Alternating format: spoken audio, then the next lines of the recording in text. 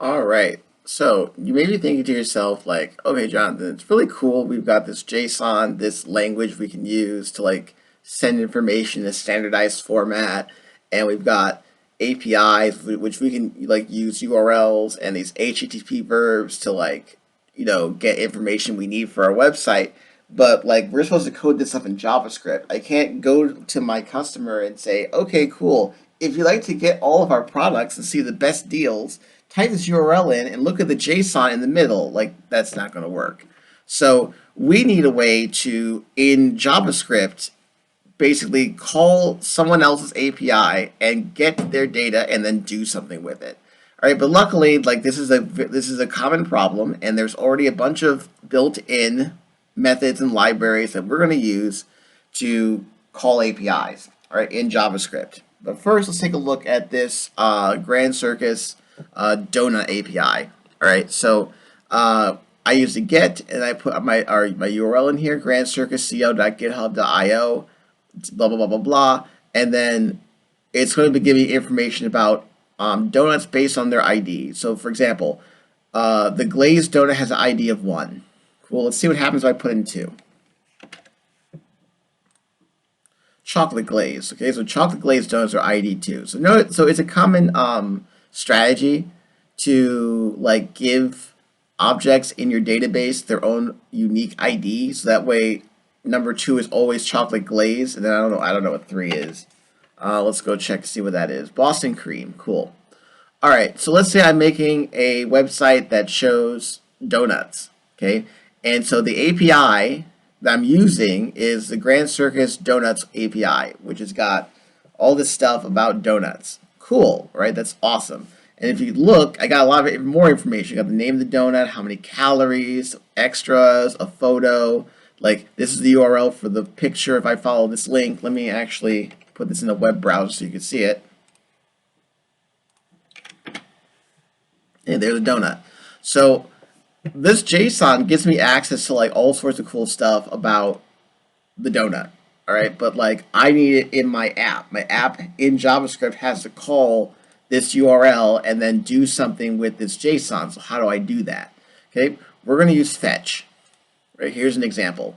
All right, we've got fetch, okay, which is this function right here, and fetch takes an argument of a string, which is what is the URL you would like fetch to reach out to.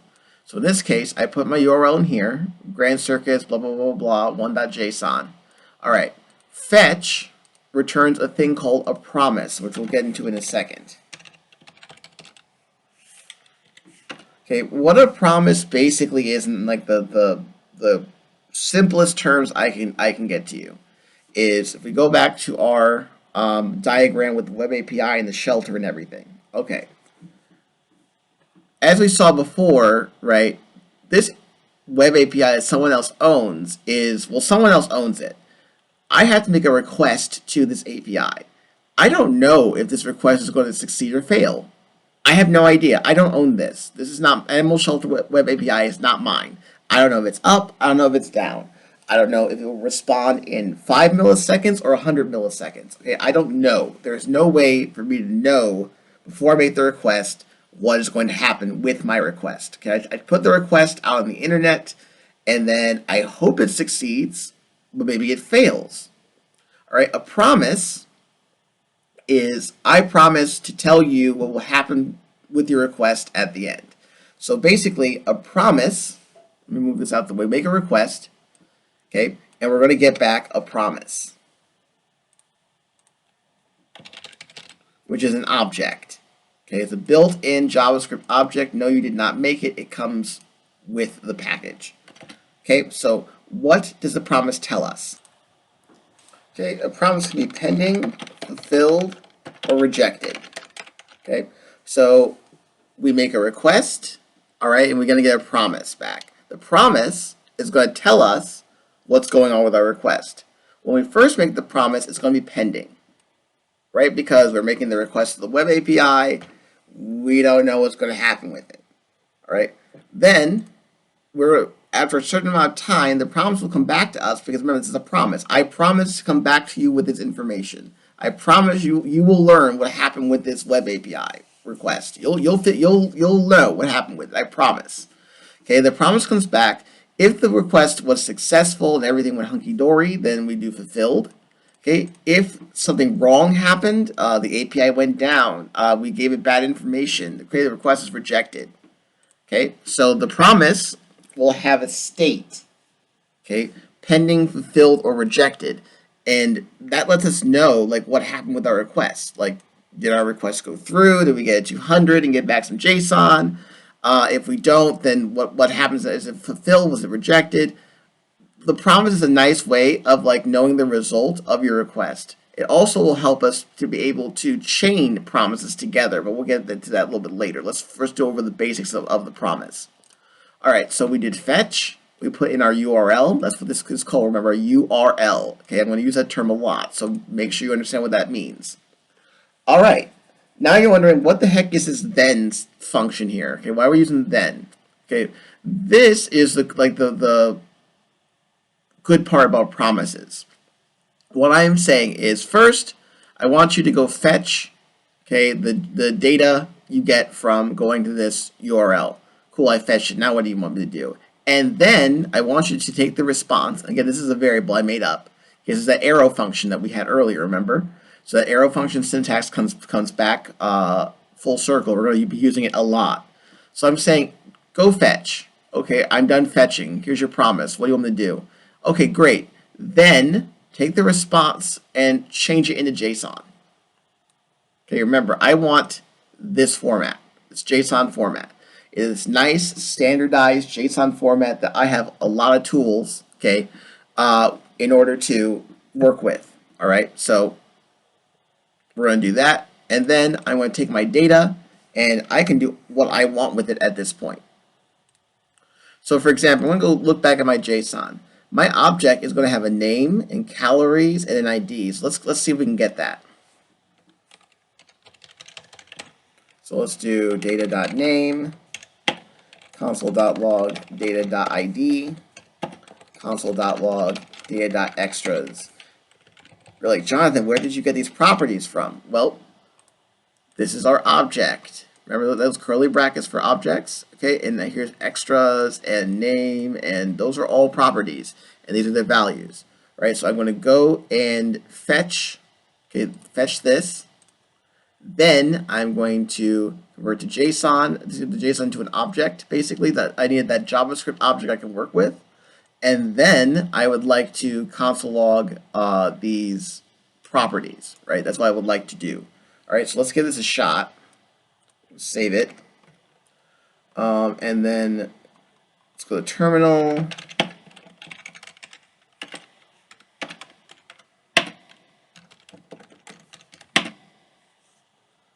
Okay, fetch is not defined. All right, my apologies, I forgot you can't do that. So what I'm going to do is I'm going to create an HTML file and include fetch.js in it. And then we're just going to go ahead and look at the console. So I'm going to save all, and then I'm going to open index.html in the browser so we can see this lovely console. Okay, so go back to the code and put them side by side. Where did you go? Here we go. All right, so notice that let me put the code here. Sorry. All right, so I went and fetched from the Grand Circus Donut API.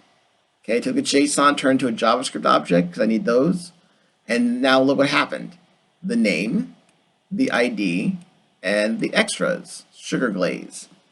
Right, so I was able to get information from an API using fetch, and then I was able to work with it just like any other JavaScript object, right? So I can do whatever I would like at this point. So a common use case for this would be to take this information and display it on the screen. So let's go ahead and do that. Let's go ahead and do, let's see, let's get rid of this first so we get some more room. Let's do, I don't know, donut name equals document dot create element. Let's make an h1 tag. How about that? and then donut name dot inner text is equal to data.name. Okay, and again, where did that come from? Okay, it came from here. This is the object I'm working with, and this is the property name. So that's where I'm getting that from. So yeah, let's see where I'm gonna put it. Maybe let's do. I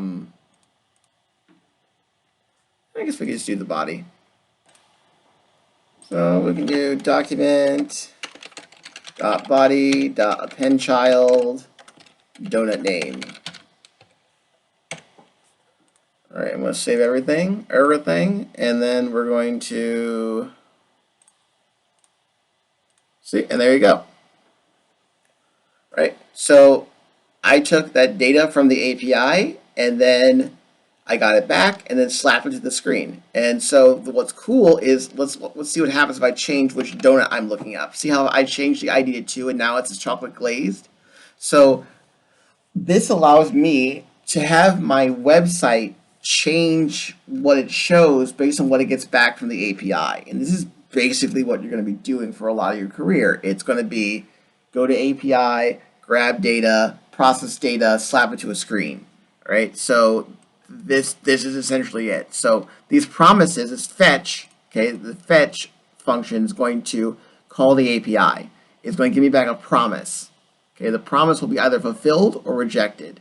Okay. If it's rejected, something went wrong, I'm going to have to do some error handling, which we will learn later. And then if it succeeded, I can then start chaining things. So I can start saying, okay, after you fetch the thing, then I would like for you to turn to work with a JSON because I need it in just a JavaScript object. Okay, good, you've done that, great. Then I want you to take the data I got back. Again, these are just variables. These are not like magic words. These are just variables I picked. Okay, so then take the data I got back and then do something with it. In this case, I would like to create an element, an h1 tag, like to take the name of whatever donut you got back and put it as the text and then put it on the screen. And this is a very basic example of what we're going to be doing pretty much for the rest of the class. Is we're going to be grabbing something from an API, which will be in JSON format. We will take that JSON and it's just an object. We're treating it just like a regular JavaScript object. Okay, so this data here, okay, in case you're wondering, is this. Okay, they're synonymous. So therefore, I can get their properties like calories or extras. All right, and then after that, I can take that data and put it on the screen however I would like. All right, that is the basics of a promise. We'll get into more details, but this is essentially broad strokes of what we'll be doing.